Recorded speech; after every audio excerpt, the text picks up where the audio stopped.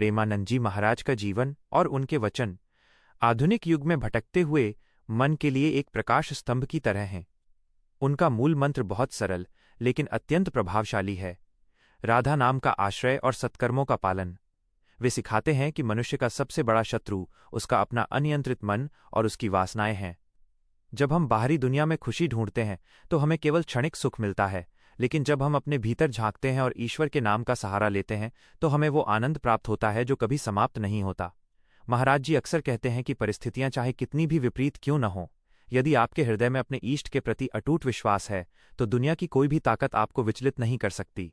वे शरीर के रोग या कष्ट को केवल एक प्रारब्ध मानते हैं और सिखाते हैं कि शरीर बीमार हो सकता है लेकिन आत्मा हमेशा स्वस्थ और आनंदमयी रहती है। उनका मार्गदर्शन हमें ये समझाता है कि असली पुरुषार्थ केवल धन कमाना नहीं बल्कि अपने चरित्र को उज्ज्वल बनाना है। वे युवाओं को विशेष रूप से प्रेरित करते हैं कि वे व्यसनों और गलत संगति से दूर रहें, क्योंकि यही वो चीजें हैं जो मनुष्य के विवेक को नष्ट कर देती हैं। उनके अनुसार जीवन का उद्देश्य केवल भोग विलास नहीं बल्कि सेवा और सिमरन होना चाहिए। जब आप दूसरों के प्रति दया का भाव रखते हैं और अपनी मेहनत की कमाई से धर्म का मार्ग अपनाते हैं तो आपके जीवन में शांति का आगमन स्वतः ही हो जाता है।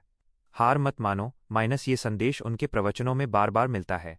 वे कहते हैं कि गिरना बुरा नहीं है, गिरकर न उठना और हार मान लेना बुरा है। भक्ति का अर्थ भागना नहीं बल्कि अपनी जिम्मेदारियों को ईश्वर को समर्पित करके पूरी ईमानदारी से निभाना है। अंततः प्रेमानंद जी का दर्शन हमें वर्तमान में जीना सिखाता है। वे कहते हैं कि बीता हुआ कल जा चुका है और आने वाला कल अभी आया नहीं है, इसलिए केवल आज और अभी के क्षण में ईश्वर का स्मरण करें।